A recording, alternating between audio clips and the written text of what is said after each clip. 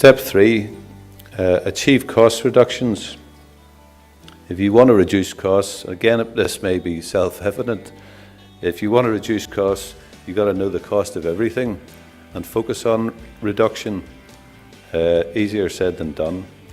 Therefore, make cost reduction an integral part of your ongoing operations, perhaps as a part of a continuous improvement process.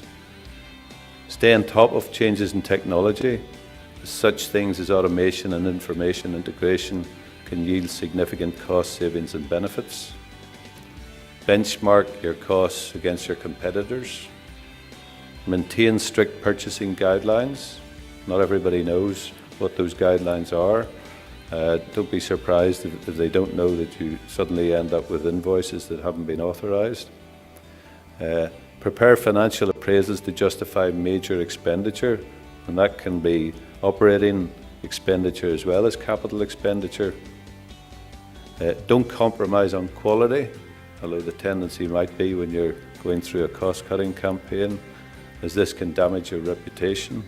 And above all, when it comes to cost-cutting, be sensible and think through the consequences. Cost reduction suggestions. These are just a couple which have come to mind. Avoid high fixed costs. Switch to flexible variable cost arrangements.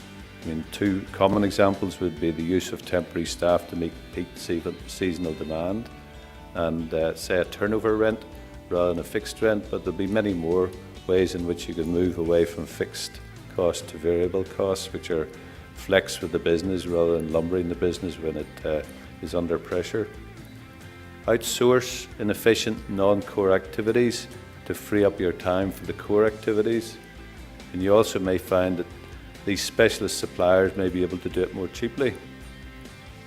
Negotiate special terms, for example, volume overrides and loyalty bonuses.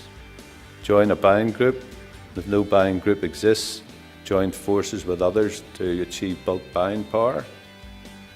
Use the services of a cost reduction expert. There are a number of them around, and they have different areas in which their expertise carries. Get a handle on your wastage. For many businesses, the cost of wastage is very much underestimated. If you get a handle on it, you'll suddenly find that suddenly your margin improves by 2 or 3%. And the same is the case to have systems to identify and minimize stock loss or shrinkage, as it's euphemistically known.